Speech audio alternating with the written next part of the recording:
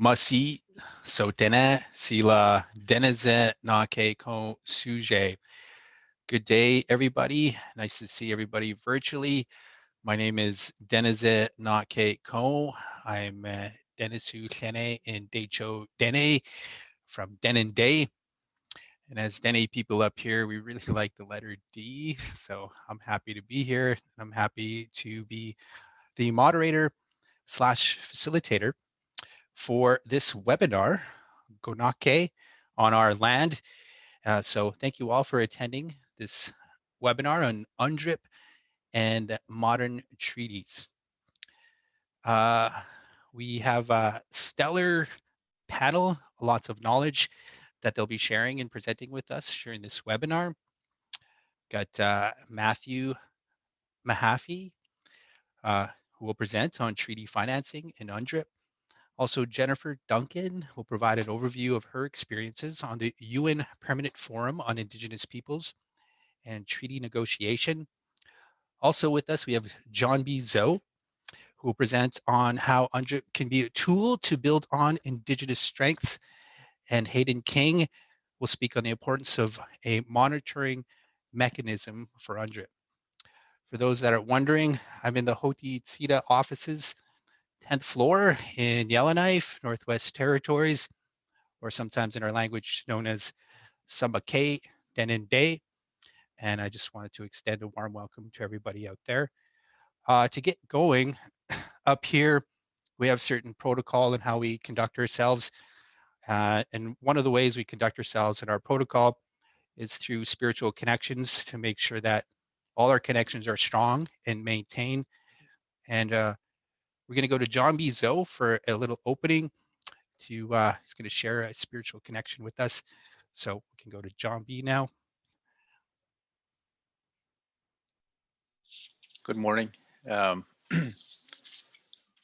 It's a good forum to be in this morning, talking about everything that we've always known and trying to get to the forefront in a system that hasn't been too friendly for since colonization. But at the same time, in this strengthening exercise that we're going through in our own areas, that worldwide there has been some work going on by many people, and it's taken years, and we're starting to see a product. It's that product that's been on stage for a number of years, but coming to that forefront, I think it takes a lot of time. Not on our side, but mostly on the decision makers Canada-wide. And it's getting closer if it's not already here. Now it's how do we use it, and how do we kind of familiarize ourselves with it. And I think this is a forum for that, is to ensure that we have something that we have in common, and how we can expand on it using our different methods that we have developed across the country. And with that, it's also a time for Thanksgiving, to say Masi, especially for the creator for allowing it to happen. And so we have some new things that we can work with. So I'll be doing the Lord's Prayer in Clinchon, and so I'll do that now. Good time, when the Kolai, Niz Lega, it's a din day, Ninkai Wu, Nehonawun day, Yakin is equal, Ike, Dineke, Chinas equal in it. What are Zentantes and these Zinkigo and Indi? Dagu gets on a whole day, who's a Ike who gets on a get Nele. What cleans any wounds are going AD, what can go on a one. Digo song da will lesson. Needs a kind of war, using on it, so needs a new cigars in the on there. Amen. Masicho. Masi John B. Zoe. I appreciate that, starting us off in the protocol with their spiritual connections. Today's webinar is the first of a series titled Gonèk'e, On Our Land, with a focus on highlighting the recent progress, innovations, and current challenges, and modern treaty implementation as a basis for policy learning and best practices, but also a little bit of nation building, hopefully. Inform um, I'd like to inform the attendees to look out for later webinars in a series in September, October, November, and December. And hopefully at one of those, maybe if we're all vaccinated, we can actually get together in real life. The webinar series has been organized by the Modern Treaties Implementation Research Project, a research project that works to produce diverse and nuanced understandings of modern treaties for policy learning and best practices. The Modern Treaties Implementation Research Project is a partnership between the Land Claims Agreements Coalition and Carleton University with a national office hosted by the Qingzhou government. It is funded by the Social Sciences and Humanities Research Council. So just shout out to them. And I'd like to encourage those attending the webinar to post questions and discussion points in the chat throughout the webinar. So all questions will be answered after the panel discussion. We'll try to get to a lot of the comments and discussion points that people leave in the chat. Also, just another housekeeping, just make sure that you are on mute, just to be courteous to the webinar and to the presenters of the panel as well too. Excuse me. The discussion today comes at a critical time, just as a few days ago, the Senate passed Bill C-15, which seeks to align Canadian law with the United Nations Declaration on the Rights of Indigenous Peoples. UNDRIP was overwhelmingly adopted by the UN General Assembly back in 2007. 144 countries voted in favor, 11 abstained, and 4 voted against. Canada is one of the 4 countries that opposed it, but it has formally reversed its decision in 2010. UNDRIP consists of 46 articles that were a product of more than 20 years of deliberation between UN member states and Indigenous peoples. UNDRIP does not create new rights, but reaffirms pre-existing rights, which have often been undermined. Indigenous people make up 5% of the global population, but account for 15% of the population in extreme poverty. These extreme trends extend into Canada. The purpose of UNDRIP is therefore to set minimum standards for the individual and collective rights of Indigenous peoples. Central to the Indigenous rights is the right to self-determination, to freely pursue their political, socioeconomic, and cultural development. Today's talk brings together an excellent and diverse panel of researchers and practitioners who specialize in modern treaties in the North and across Canada. We have a practitioner experience in the area of land claims and self-government negotiation and implementation, a researcher in Indigenous nationhood and colonialism, and 2 legal experts. The speakers will give their perspectives on UNDRIP and its implications for modern treaties. So to get right into it, we're going to be going to Hayden King, Anishinaabe. This is the importance of a monitoring mechanism for UNDRIP in relation to modern treaties. Hayden King is the executive director to the Yellowhead Institute.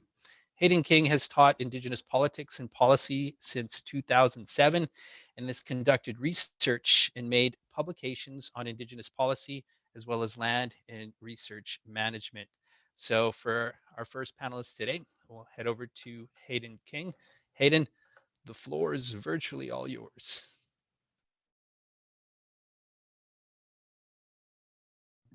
Thank you. You have the power to mute and unmute, Denise. Thank you for the introduction. And yeah, I'm happy to be here and have this conversation with everybody. In my bio, you mentioned that I started teaching and writing and researching in 2007. It feels like a really long time ago, but that was also the year that the Declaration on the Rights of Indigenous Peoples became a declaration at the United Nations. And so I effectively began my teaching career teaching about the Declaration. And in that very long span of time from then until now, I think it was mostly characterized by a lot of frustration, at least among me and my peers, that there was so little action. And I know there was frustration among the people that actually drafted the Declaration and negotiated with states over those 20 years to have it come to life. It isn't the Declaration that, you know, those original drafters, including people that belong to modern treaties, wanted, but it's what we got, and now we've got to figure out how to work with it, and we've got to figure out how to work with it in a Canadian context. You know, it is a bit bizarre. Bizarre might not be the right word. It's strange to come full circle from continually putting pressure on the federal government to be accountable and to provide implementation legislation for this declaration for years and years, and now finally to be here and to be looking at this legislation and figuring out, okay, does it do what we need it to do? Are there limitations? What will the challenges be? And so there isn't really anywhere else to look for guidance, because Canada is actually the first jurisdiction to have both provincial and federal pieces of legislation, or very soon to be federal legislation on UNDRIP implementation. So this is actually the first real attempt to do it. And so now it falls upon us to figure out how we actually implement this declaration and implement it across the diverse jurisdictions in this country now called Canada. And so for me, I guess I've been thinking a little bit about the implementation side of things and the challenges that I see in implementation. A lack of a monitoring body is just one of those challenges among many others. And I look to the work of Dr. Cheryl Lightfoot, who has spent a career on the Declaration and various other international human rights instruments, lobbying on behalf of Indigenous communities and people. And Dr. Lightfoot talked about 4 effective measures towards implementation. And those 4 measures were federal enabling legislation, national action plans on the progress in collaboration with Indigenous people, and an independent monitoring body to assess whether or not there's been progress on any implementation. So we got part of the way there with the federal legislation. The government didn't subscribe to all 4 of those points, but we got the federal implementation legislation. We got the action plan. So the federal government recognizes that we can't make any progress on implementing the Declaration without collaborating with Indigenous people and developing these so-called action plans to determine how we're going to actually implement it. Independent monitoring bodies.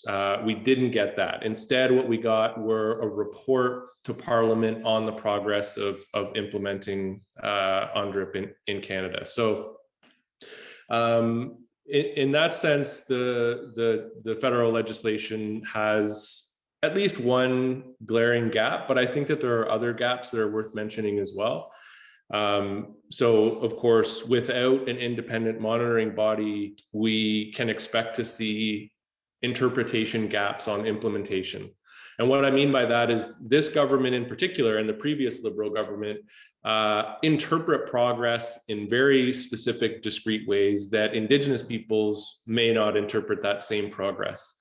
And so while there has to be collaboration on the action plans and there has to be collaboration on reporting on the progress, there doesn't necessarily have to be on consensus. There doesn't necessarily have to be consensus around what represents progress. And so it's very likely that we'll have a federal government suggesting that we've made progress, and in other cases, some Indigenous representatives saying, you know, no, we haven't. And that leads me to think about in 3 or 4 years, when reporting on UNDRIP legislation takes place, whether or not there will be potentially protests by the national Indigenous organizations or Indigenous communities on this disagreement around what constitutes progress. And again, if we had an independent monitoring body, that might might have limited any interpretation gaps on implementation. But there are other challenges. There is no clear process at the moment for aligning new or old federal laws with the Declaration on the Rights of Indigenous People. I mean, the whole point of the legislation is to bring into alignment federal laws with the Declaration on the Rights of Indigenous People. But as of, well, right now, there is no actual process. British Columbia has proposed a sort of quasi-secretariat to bring Indigenous people and non-Indigenous people, or sorry, government officials together to figure out how to do this. But there are lingering questions. Can the federal government pass new laws if a process hasn't been in place? Or can the federal government pass a new law if it doesn't align with the Declaration on the Rights of Indigenous People? It's not actually clear. And I'm sure one of our legal scholars or legal experts on the panel will hopefully help clarify that. But then the process for aligning old laws, how will we do that? How will we take these pieces of legislation that have been passed last year, last decade, last century, and bring them into alignment with the Declaration? It's not yet clear. So that'll be a challenge. I think a third challenge is going to be around the pace of implementation.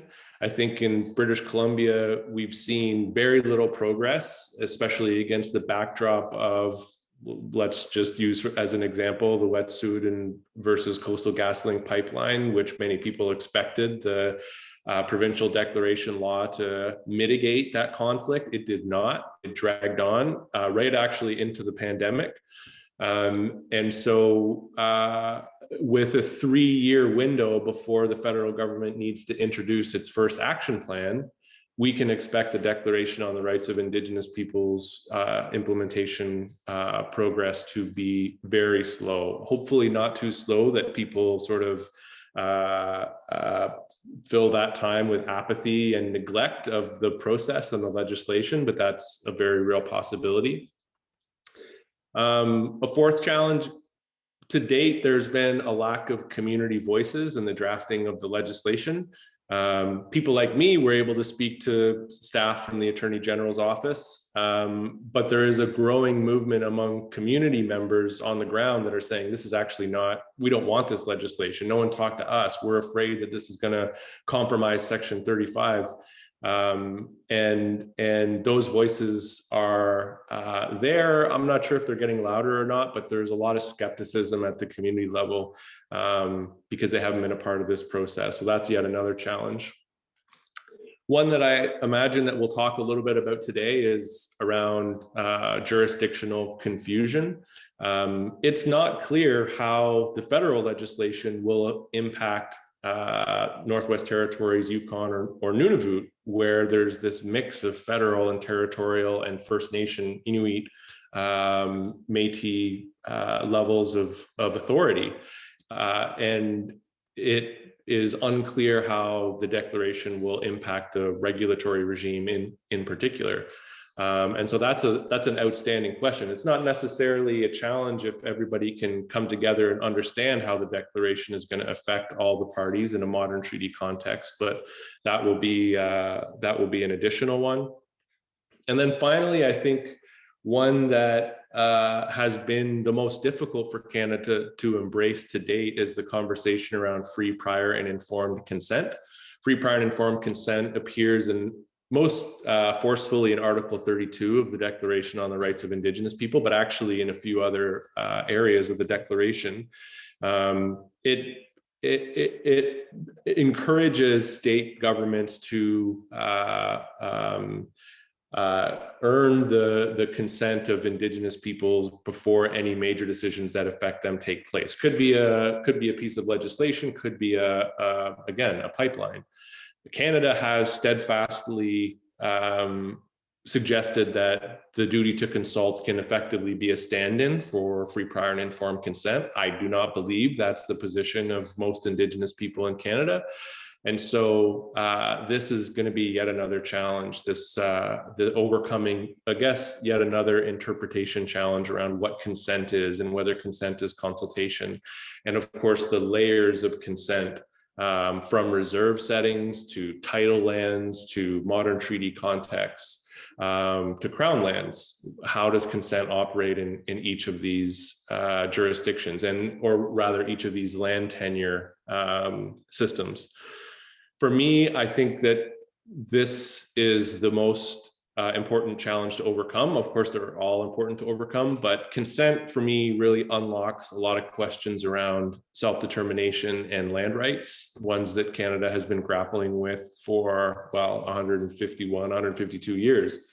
Beyond that, and so if consent can be operationalized through this declaration, or through the declaration in tandem with perhaps modern treaties, or perhaps First Nations with title claims, that could be a powerful force that could in some ways transform the collective relationship. And so while we have this piece of legislation that is in many ways sort of benign, it's light, it doesn't have too many legal obligations and requirements of the federal government, it could potentially have significant impact on the collective relationship if we figure out how to do that in a good way.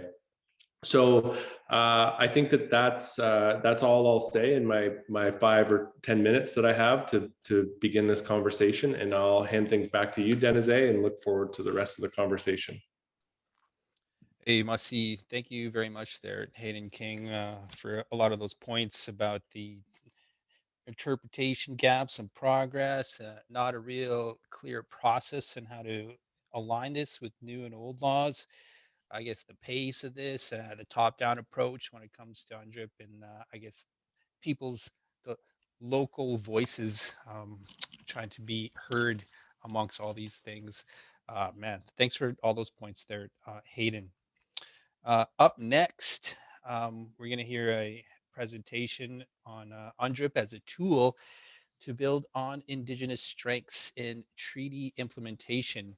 For that, we're going to go to John B. Zoe from the Clicho.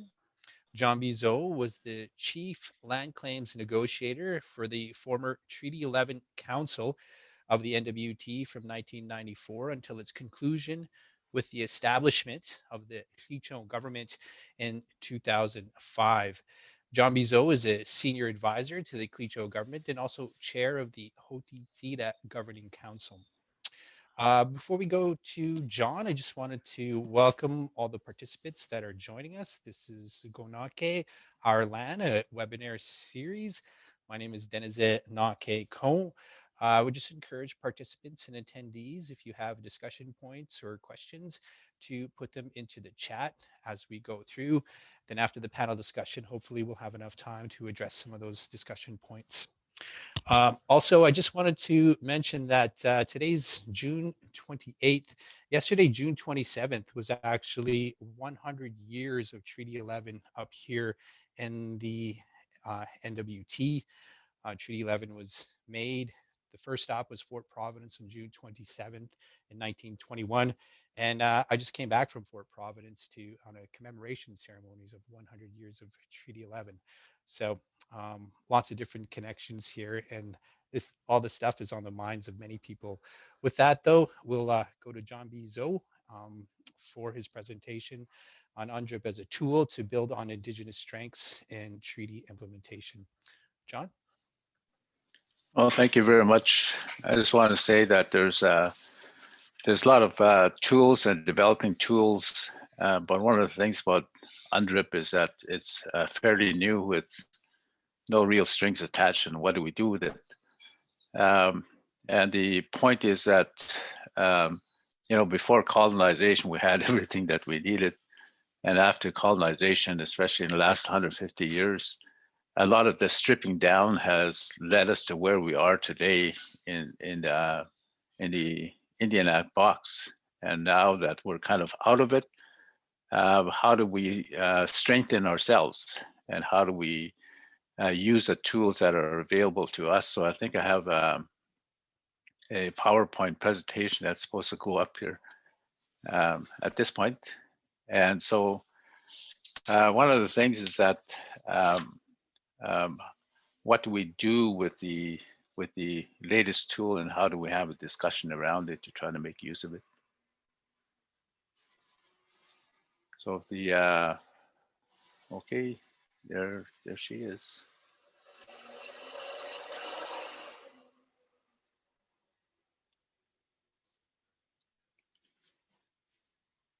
And I'm not sure where we are. There we go. Okay, there it is. There it is. Okay, well, the first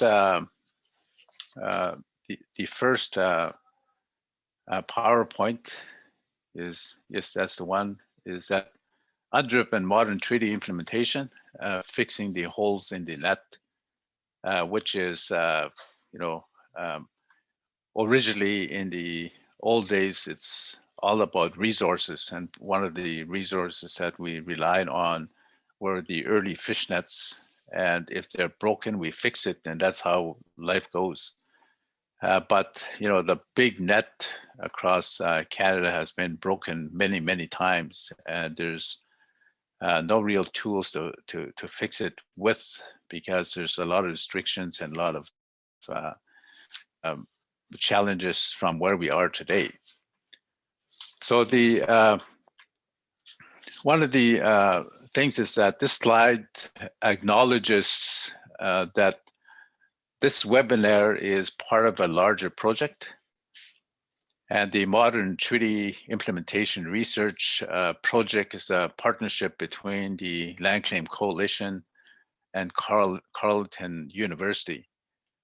The Provincial government hosts a national project office in Yellowknife, and so that's the second slide, the second slide here. And so we'll move on to the people one. Go back to the people, number 3, yeah. And so this slide gives an overview of who is involved in the Modern Treaties research project. Myself, I'm an advisor to the provincial government, and my role is on this is working with Hayden King on the lands theme. Our work focuses on modern treaties with respect to lands, and right now the provincial government are working on some place names research in the region with Sadiklos Scott, a provincial researcher based in Yellowknife. And so this is a listing of the people that are involved, and the 5 themes under the thing. And so this is where we are now. So we'll go to the next slide. And the next slide would be number 4.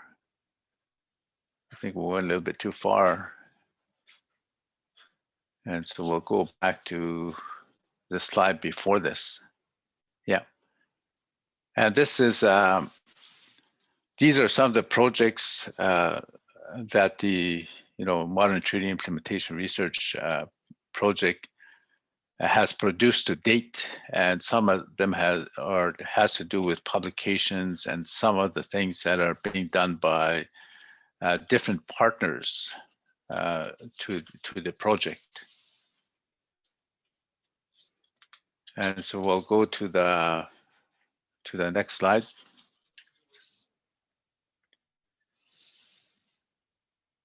And this one here is understanding Undripped. The Galaga is a tool that is used to repair fish nets. And we believe that our big fish nets have been torn to many, many pieces. And how do we put it together? Well, we use a lot of tools in Canada. We use a lot of tools that we come up with ourselves in partnership with governments and agencies, and including ourselves. But with the UNDRIP, it's worldwide. It reaches many countries, so it's a tool that we've never had, like I say, up front, that we need to develop it to do what we can out of it. So all the all peoples use fishnets. All people use fishnets, and fish is important, especially in the summer and all year. They can be made out of, in the old days before contact, they were made out of strip willows. And more recently, after the trade, then we turned to twine. So if the nets were damaged or torn, the kalaga is a tool used to fix them. And these are kind of photos of the Gwich'in and Clinchon nets that were made out of willow bark. And of the willows that the nets were made from among the Clinchon and the Gwich'in. So these are kind of like pictures of those early nets that were captured by museums and where they are held today. Masi, we'll go to the next one.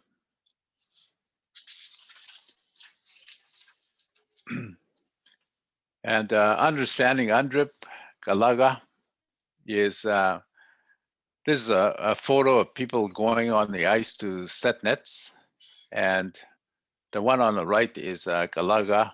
It's a tool that's very common across the world, and it's used to fix the twine if the net is broken. By introducing new strands of twine to the net and holding it in place while knots are made to tie the different strands together.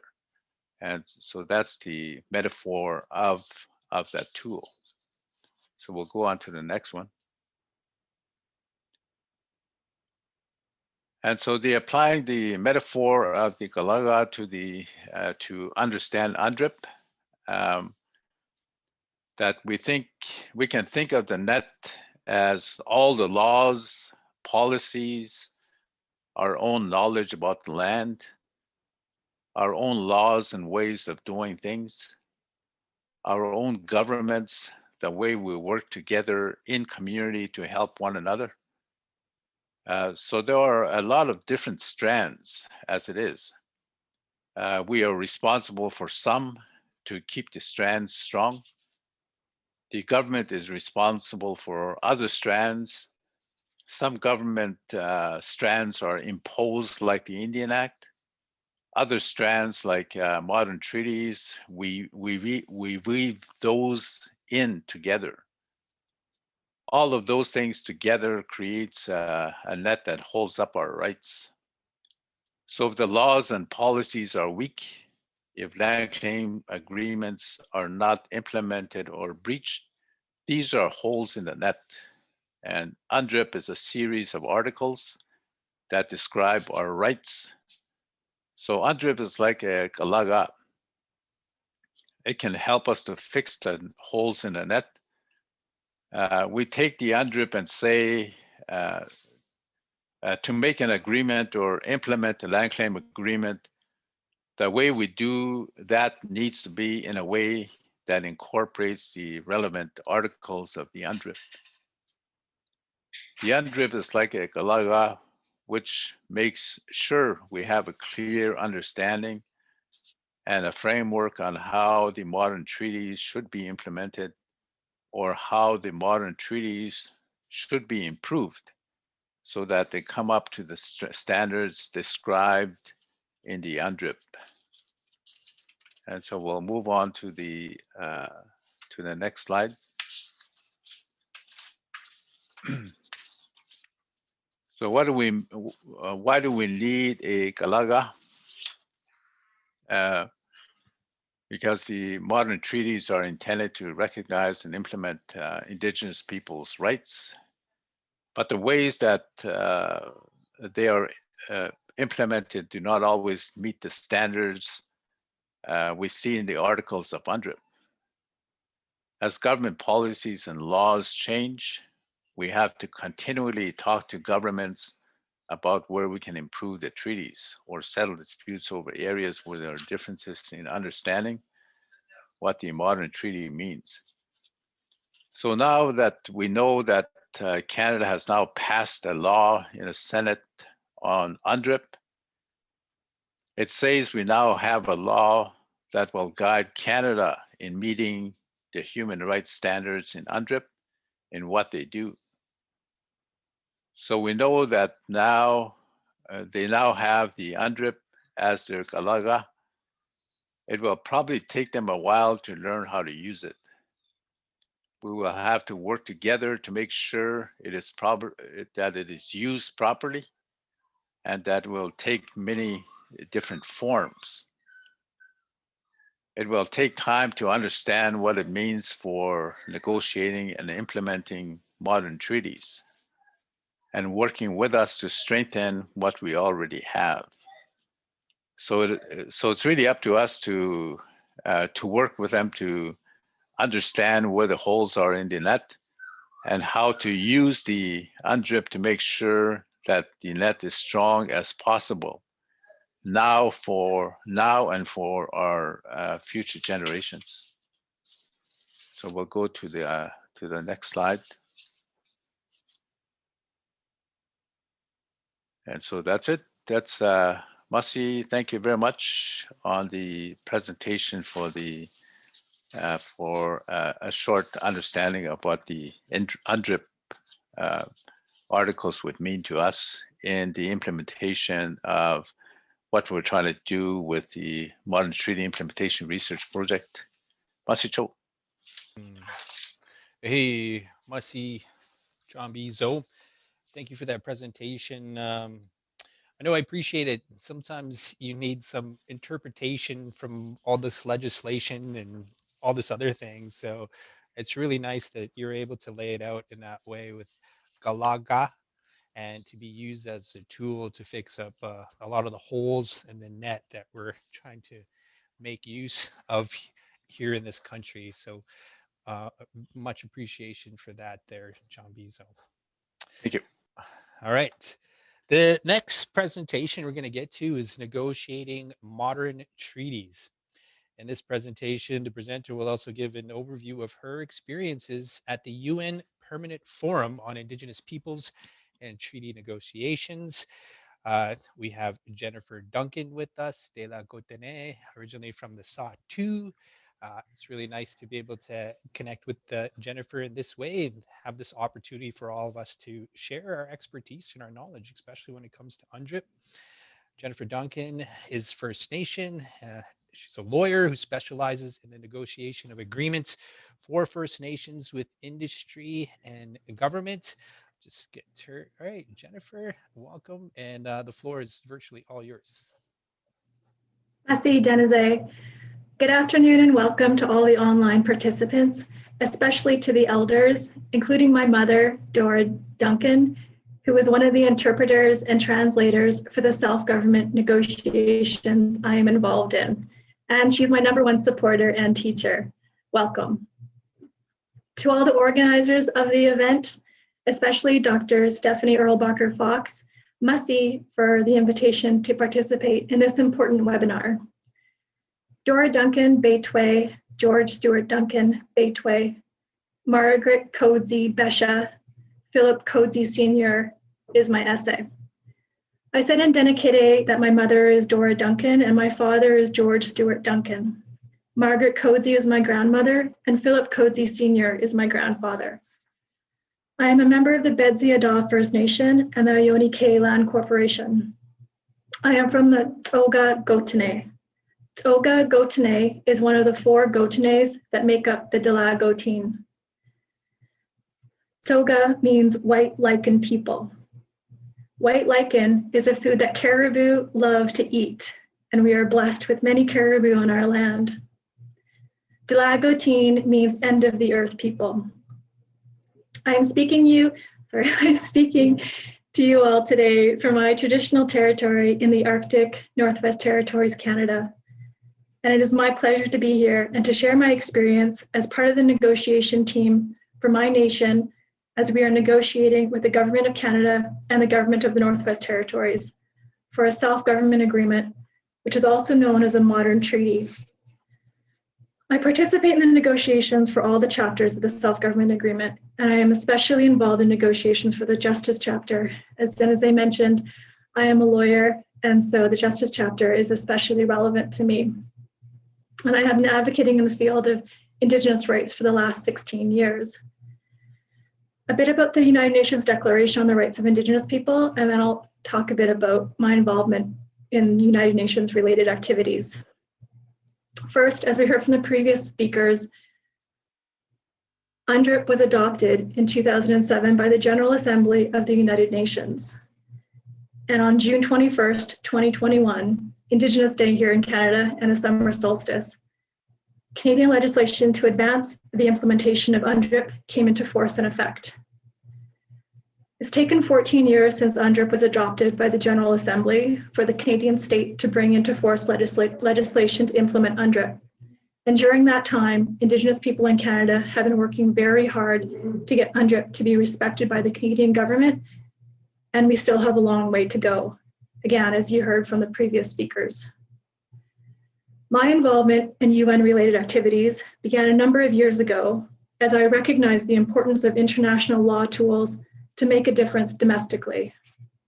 One of my experiences includes participation in the 2015 Paris Agreement negotiations for the Framework Convention on Climate Change, when I joined the International Indigenous Peoples Caucus on Climate Change and advocated for the inclusion of Indigenous peoples' rights into the Paris Agreement. It was an exciting event, and everyone who participated in the negotiations worked very hard.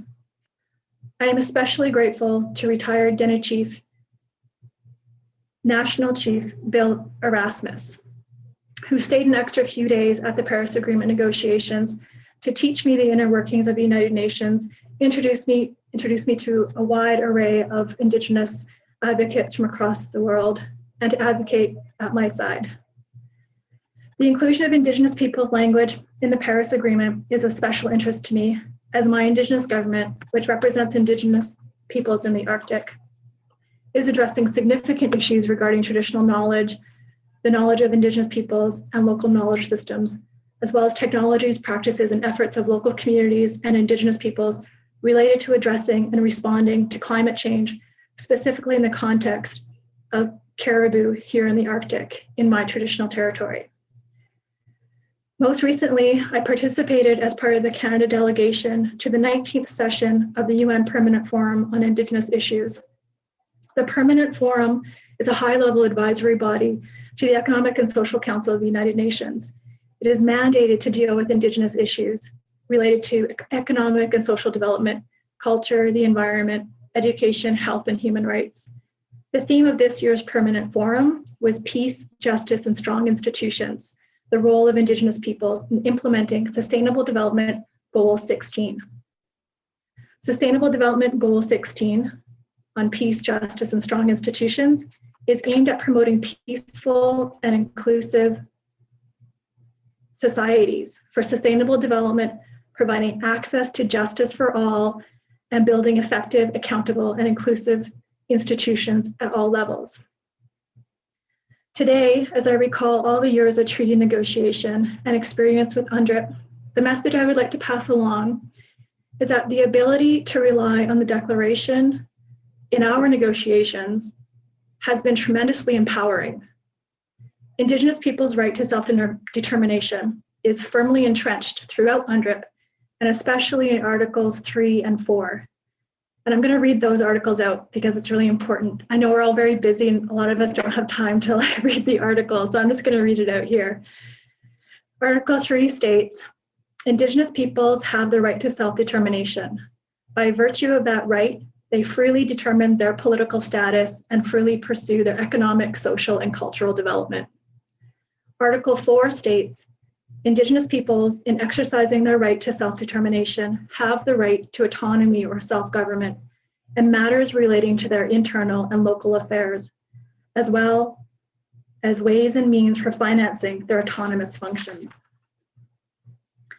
The United Nations Declaration on the Rights of Indigenous People is significant in the negotiation of a self-government agreement. As often in my experience, in the negotiations, when we are explaining the rationale to the state parties, namely the Government of Canada and the Government of the Northwest Territories, when we're explaining why we need a specific clause in our agreement, we are often able to rely on the principles and articles of the UN Declaration to help us articulate our reasons as to why it is important to us to include a specific clause, or why certain words in a specific clause are important.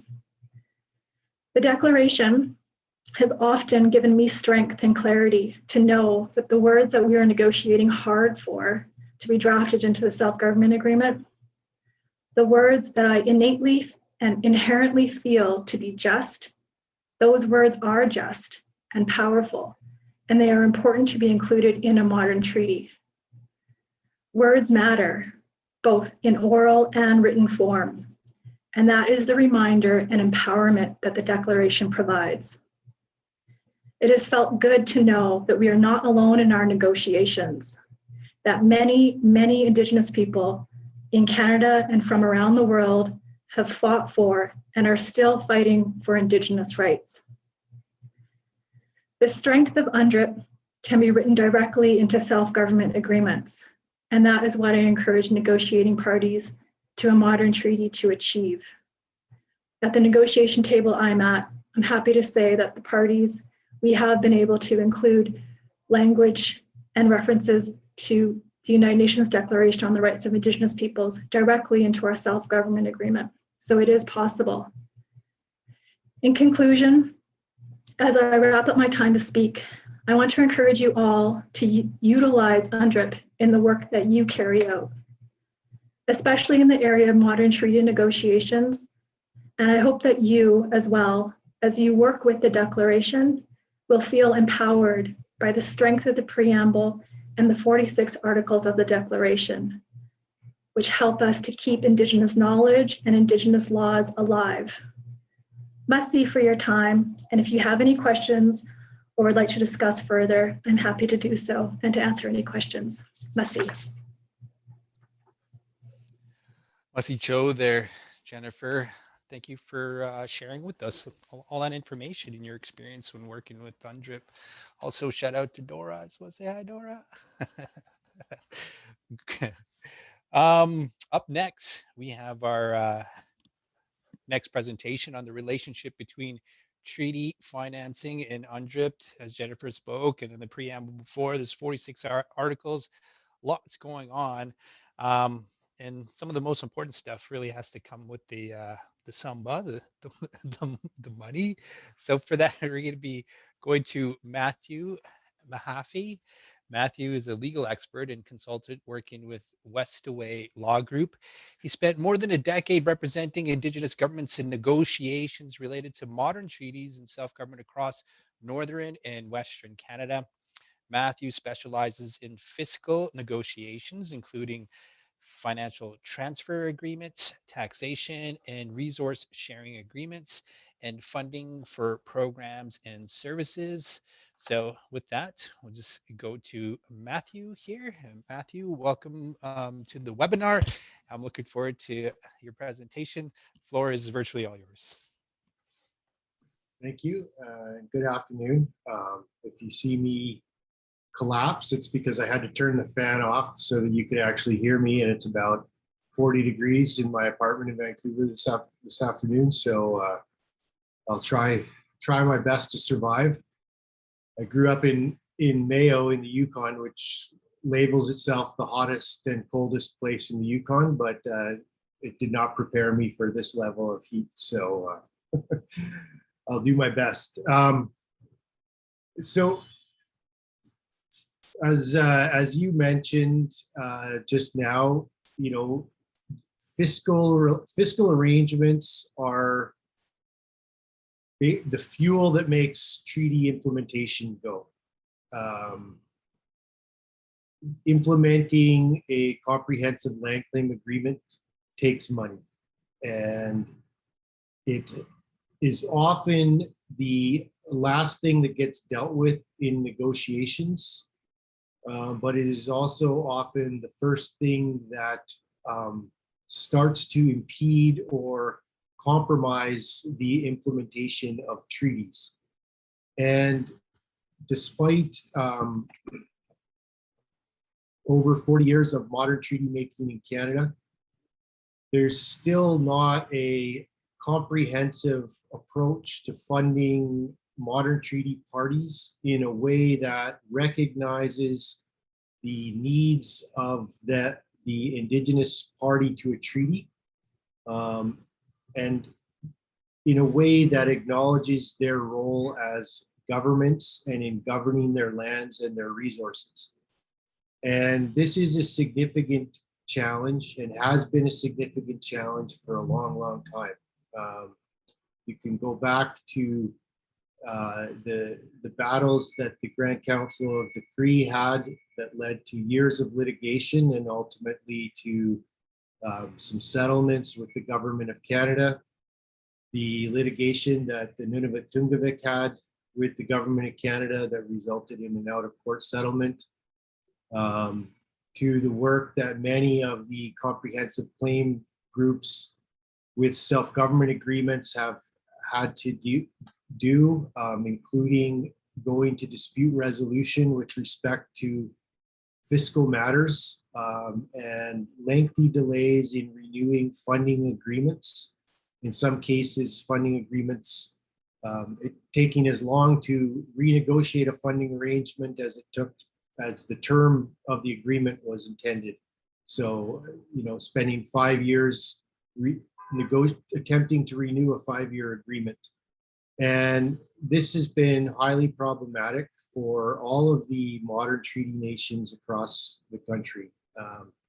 And it's still a big challenge, and occurs, the implementation of fiscal matters happens very unevenly across the country. And it really comes down to,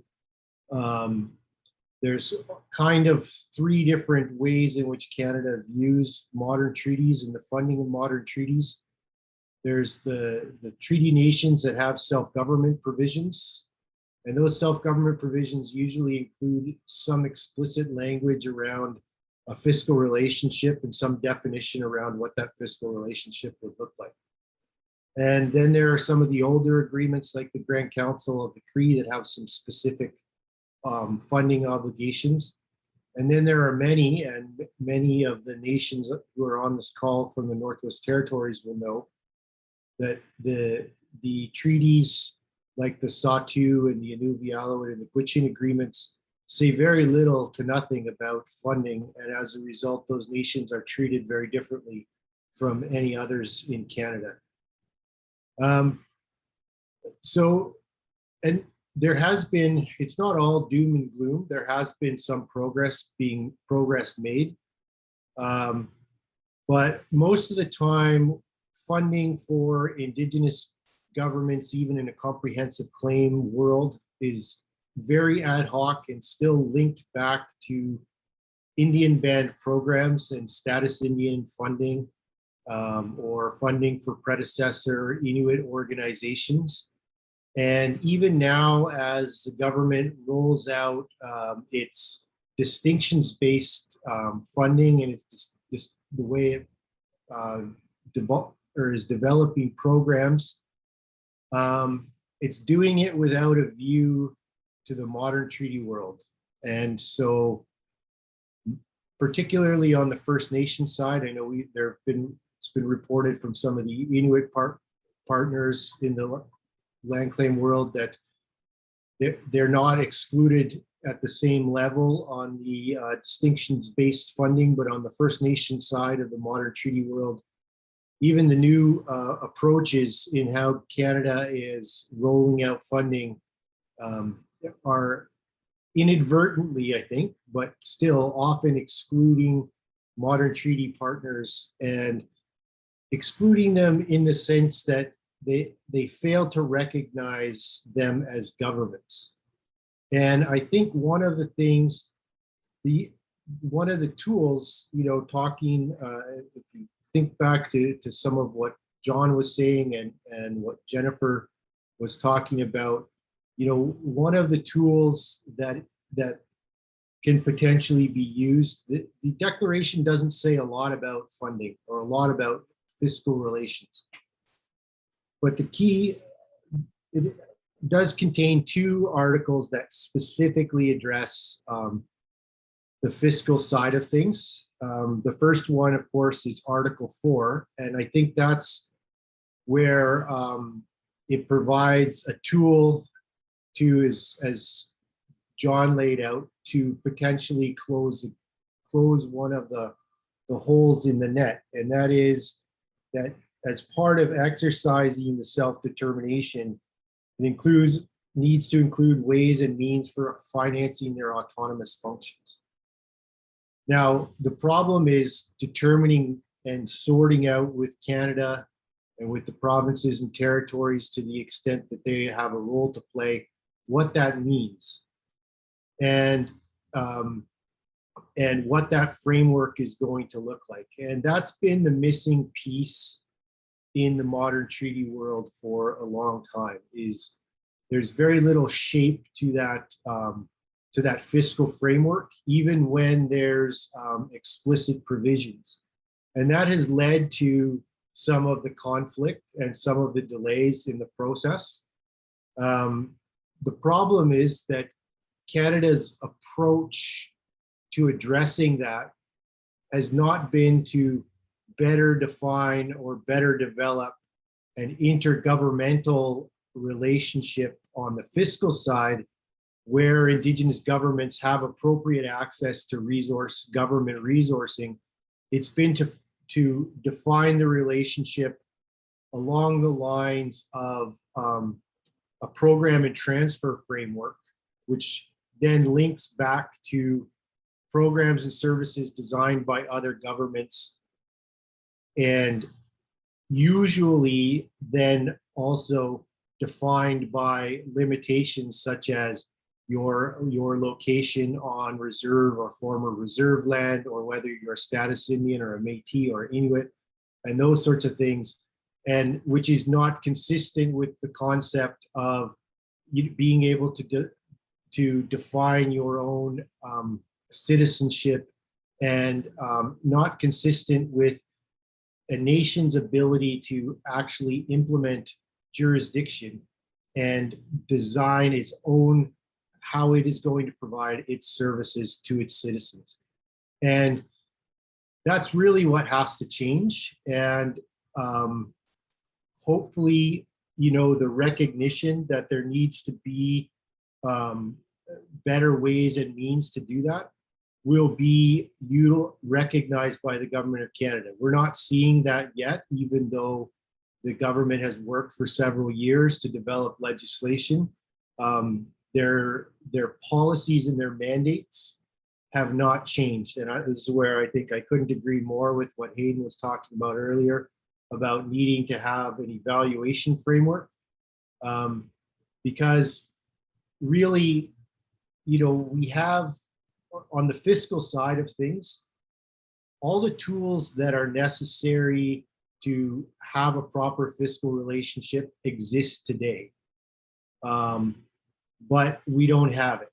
And so hopefully the adoption of Undripped and the passing of the implementation legislation is a sign of a greater level of intent to actually build that, and build a framework that enables the Indigenous governments to participate in the fiscal federation in the same way that other governments do.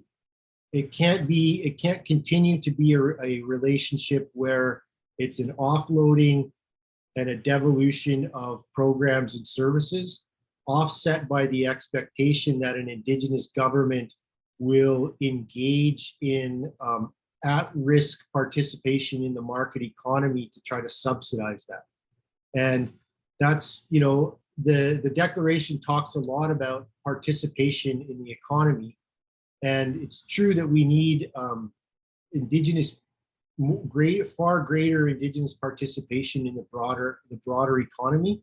But we have to be careful not to allow that to be then interpreted as requiring Indigenous governments to be involved in the market economy directly in order to pay for basic programs and services. Because that's not how governments function in Canada. That's not how governments resource themselves in Canada. And it creates a very unstable source of government funding. You should not have to pay for water and sewer and roads and schools by taking a risk in the private marketplace. No government in Canada has to do that in order to provide its basic services. So it's very important that we take advantage of this opportunity.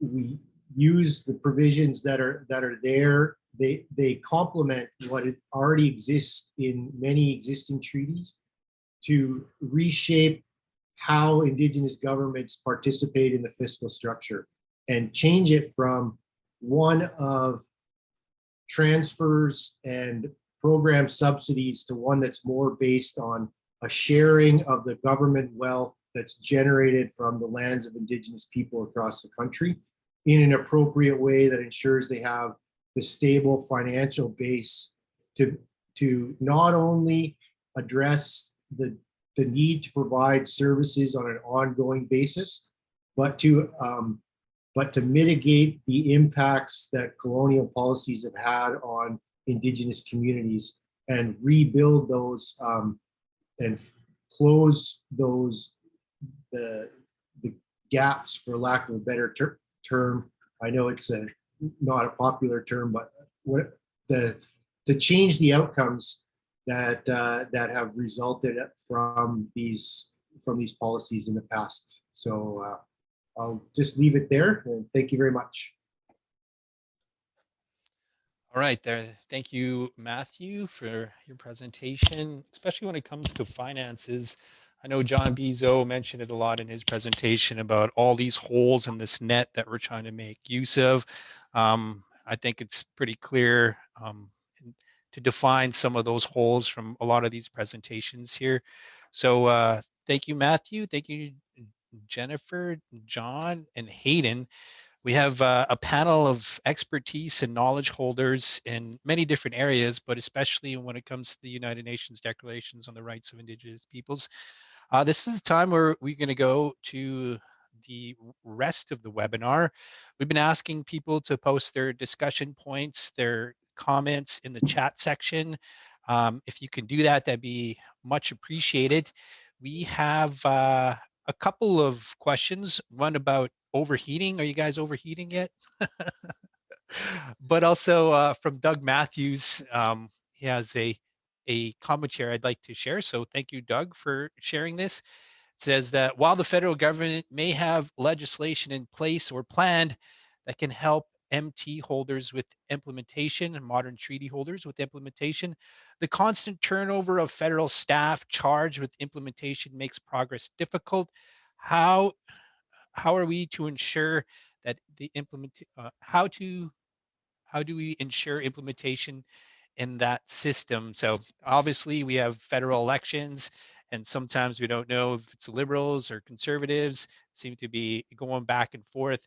With that comes like new people in these cabinet positions and these ministerial positions. And definitely there's a steep learning curve when it comes to modern treaties and understanding the past, the present, and where we're going in the future. So we have John B. Kind of addressed it a little bit. I was wondering, John, can we go to you for this question, and then maybe we can go to the rest of the panels if they want to chime in as well too. So, John, do you want to take a stab at Doug Matthews' discussion point when it comes to the implementation and the changeover? Yes, governments are just more than elected bodies sitting in a house. They also license agencies and businesses and NGOs and you know a lot of entities to operate that they license, and that's where the bulk of the people work in Canada, and that's the bulk of where they operate. But we have to remember, because they're licensed by governments, it means that they're partners to treaties, you know, the original treaties.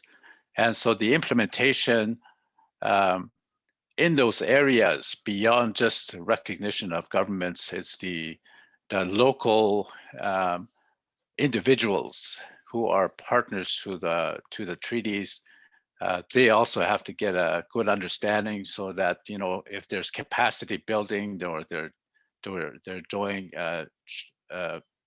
job postings, well, they have to take those things into consideration, especially in health, especially in education and social services. In those areas, people that work in that area, we're all treaty partners, like they say. And I see Undrip as reaching the masses of people that can have that influence. Masi. Oh, yeah, must see, John. Hayden, do you want to jump in here as well too? Sure.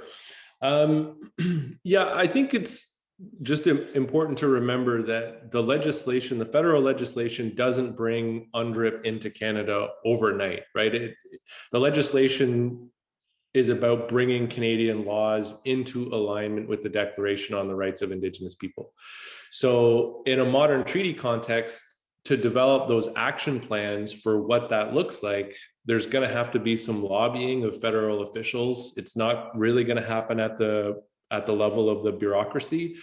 It really has to be a strategic approach where federal officials are aware of the concerns of modern treaty holders, whether that's through the Land Claims Coalition of Canada or not, and really make a case for bringing laws that already exist into alignment with the Declaration on the Rights of Indigenous People, or laws that will exist into alignment with the Declaration on the Rights of Indigenous People. So when the federal government is developing these action plans for how UNDRIP is going to be implemented or how laws are going to be aligned with UNDRIP, there has to be constant dialogue, or else modern treaty holders will be left behind, because the national Indigenous organizations, whether they're the AFN, the ITK, MNC, whoever they are, they're going to dominate that agenda. And so when they're dominating that agenda, no one's going to be lobbying on behalf of modern treaty holders. So the federal government's not going to step up and voluntarily amend those laws to bring them into alignment with UNDRIP. So before we even get to the conversation around the bureaucrats and the constant changeover of the bureaucrats, which I actually think is a federal strategy to delay progress, there has to be that higher level lobbying to actually ensure that modern treaty holders are getting a voice into the conversation about which laws are being aligned and how they're actually aligning.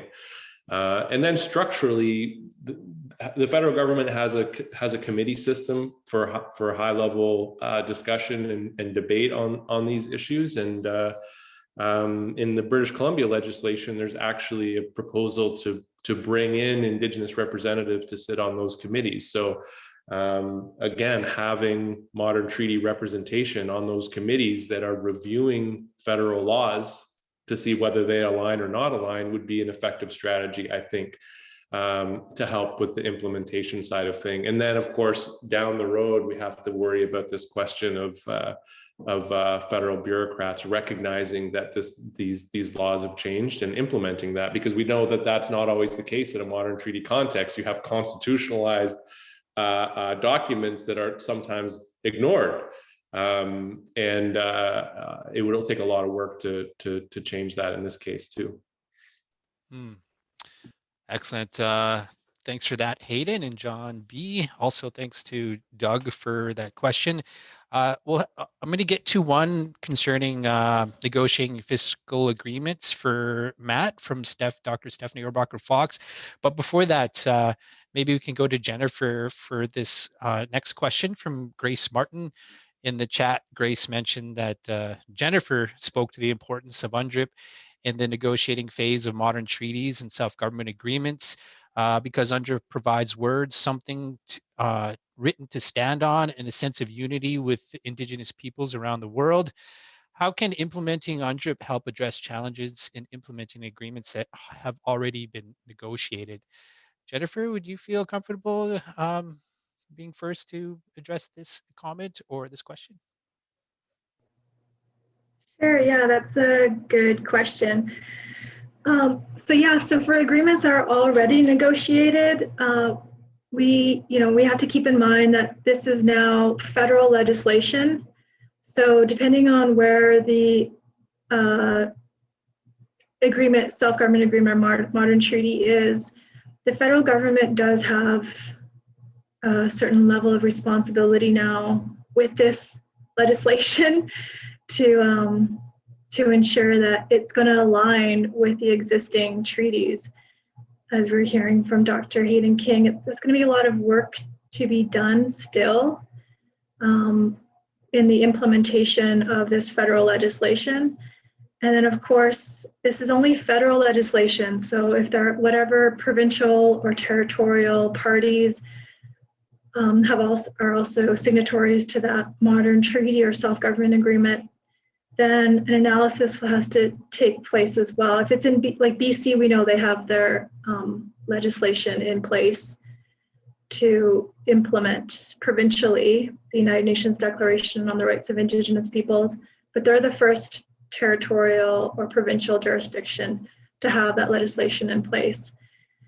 So again, what I was speaking to, that's why I was emphasizing, you know, in the work that you're doing right now with your modern treaty agreements, take a look at the UN Declaration on the Rights of Indigenous Peoples, really examine the legislation which Canada has just adopted. They're working on an action plan right now, the federal government, on how to fully realize that federal legislation. So getting involved in those conversations and making sure that your voice is heard and that whatever existing treaty that you have, that you can then bring your comments and concerns forward on how the federal legislation is to apply to that existing treaty to ensure that the human rights of Indigenous peoples are protected. So for the existing treaties, there's, like I said, there's a lot of work to be done, and the treaties that are still being negotiated, there's a lot of advocacy still to be done. And then, as the other presenters were saying, even now that we have this legislation, we still need that independent, autonomous body that is going to provide that oversight to ensure that Canada is keeping its commitments.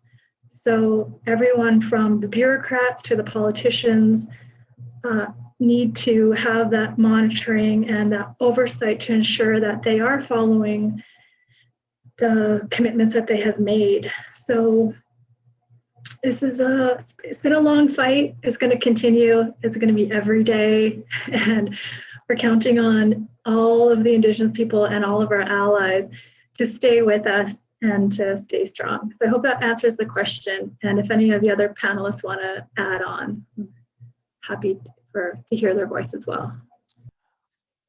All right, thanks for that, Jennifer.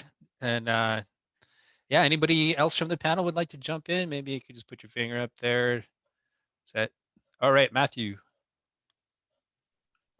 I think one area that may help in the long run is throughout the declaration, as the different articles are spelled out, they often include terminology along the lines of the state will take effective measures to ensure that something happens. And hopefully that's one piece that will speed up treaty implementation.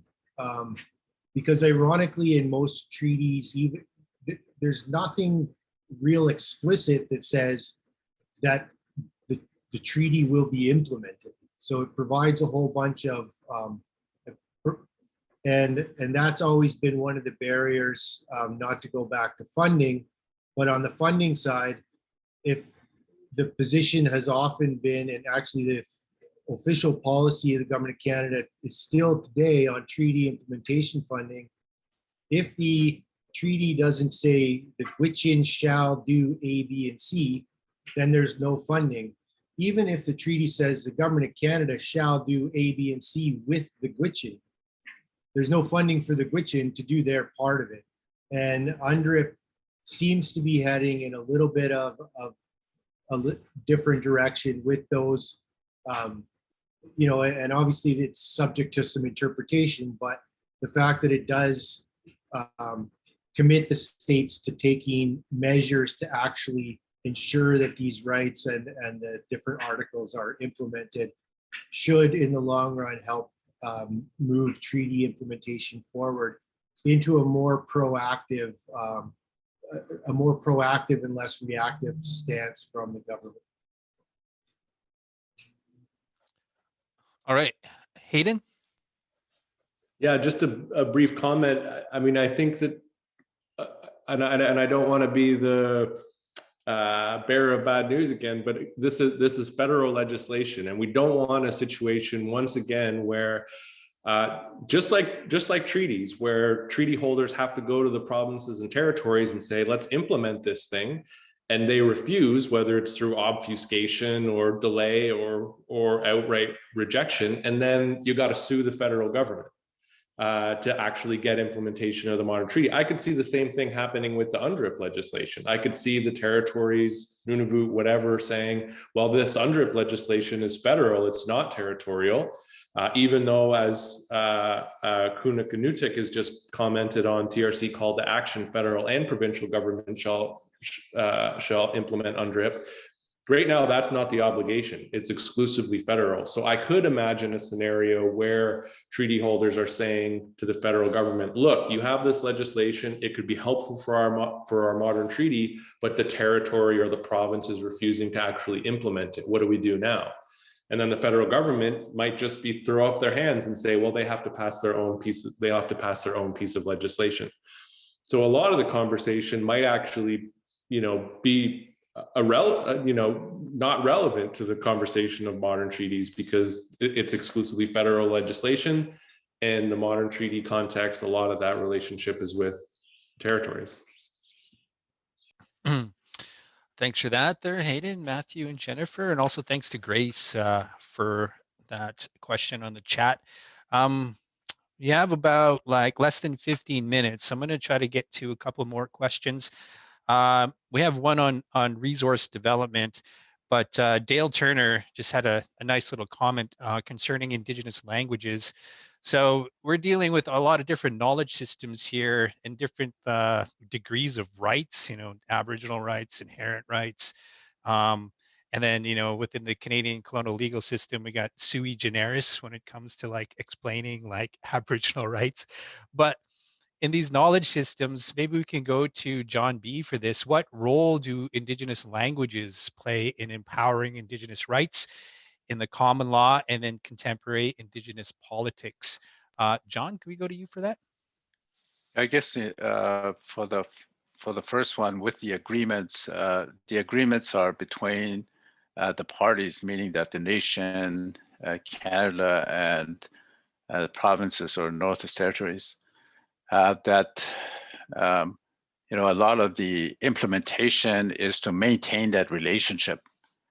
The transactions, the effects that legislation might have, new movements.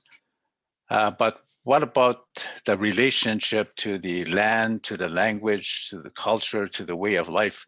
Well, that's our business, because part of the governance that we have is that you see in the Northwest Territories, a lot of on-the-land programs, a lot of language development, a lot of cultural revitalizations, these on-the-land programming, canoe trips, the gatherings, the celebrations.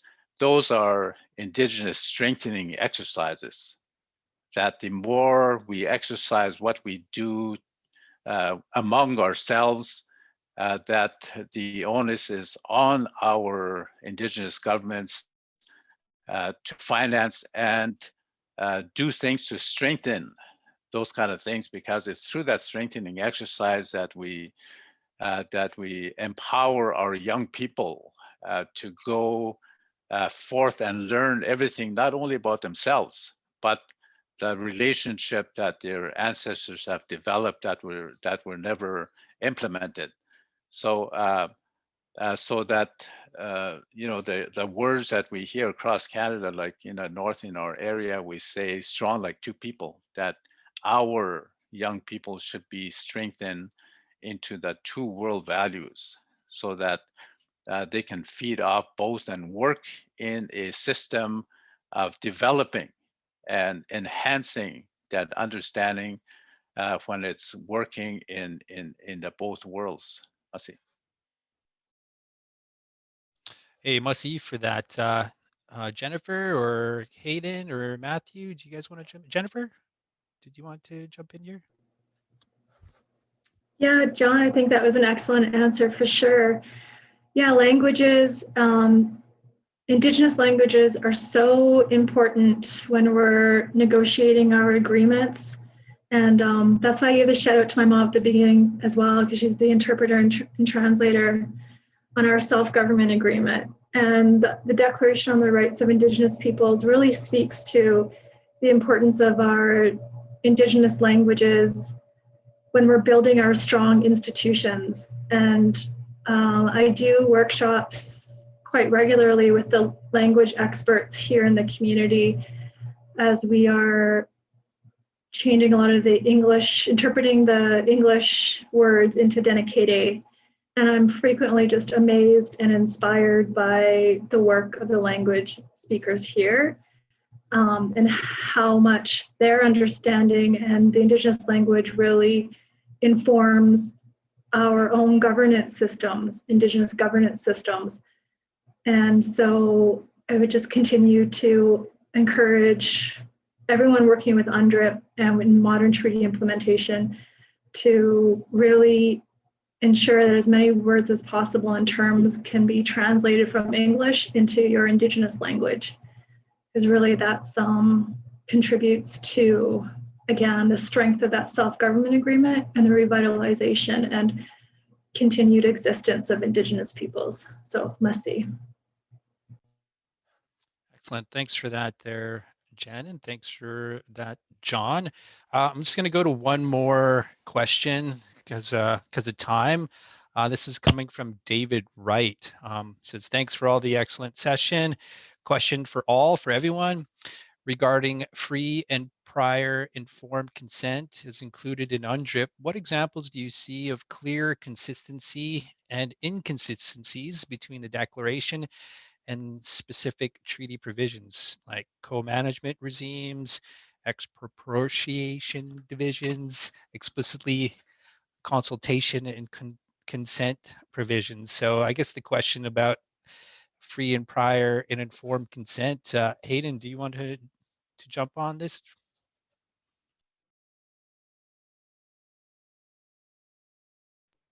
Yeah, I think, there's the spirit and there's the intent of modern treaties, and there's the written versions of the document.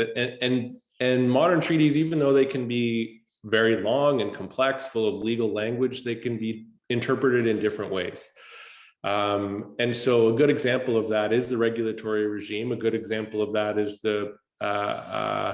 an example that happened in Yukon a few years ago with the Peel Watershed decision, whereby the Indigenous signatories to the modern treaty expected to have significant input into the land use plan for the Peel Watershed. But the language of the treaty said, even if those treaty holders didn't agree with the government's approach, the government could still proceed as long as they consulted. And the judge in that case said, well, that may be what the treaty said, but there's also there's the spirit of the treaty as well. And you can't just take what the Indigenous treaty holder said and throw it out the window and then turn the entire region into, an open pit mine or whatever.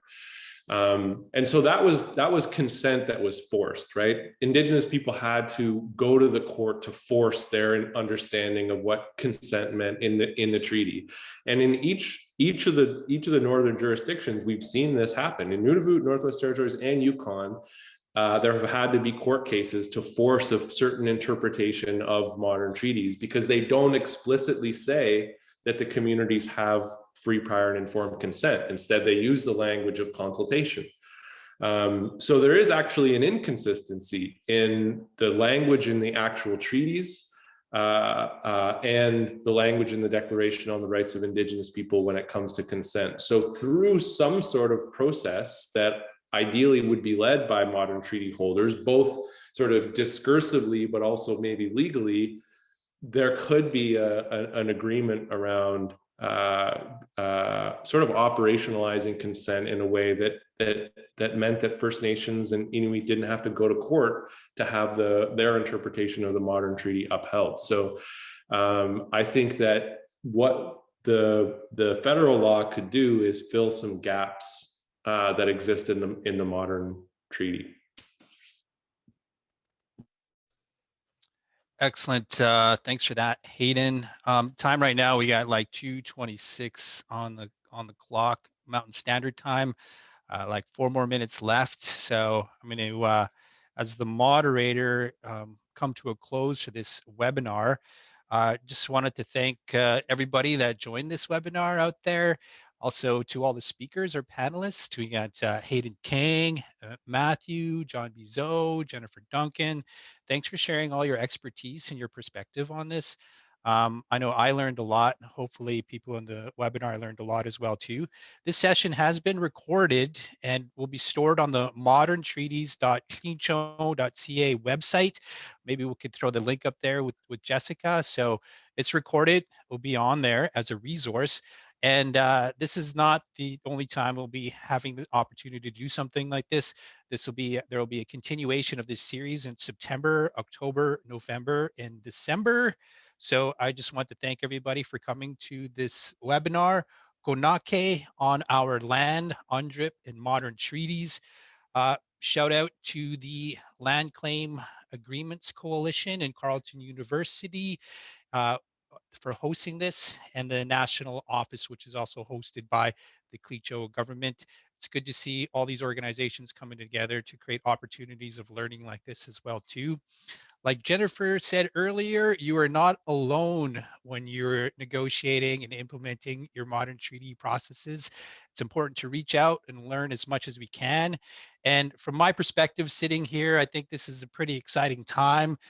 This is like talking about building nations or rebuilding nations that we've had for thousands of years here in this part of the world. This country, Canada, this colonial system really kind of came from another part of the world. As Canadians, we've never had the opportunity to create our own systems of governments that actually make sense for the people that live here. So this is a great opportunity to work together to try to create some systems of governments that actually make sense for the people that live here. And hopefully a lot of these kind of colonial holes within our net can be addressed and fixed by coming together and having opportunities like this as well too. So with that, I would like to say Masi Cho, a big thank you to everybody, to our panelists, to the webinar, and everybody joining us. My name is Gonèk'e from the Hoti Tzeda offices, 10th floor, Blank Building in Sambake, Den Day. I bid you adieu. Hopefully you don't melt. Stay cool out there. Take care of each other, and have a great day. Masi Cho, everybody.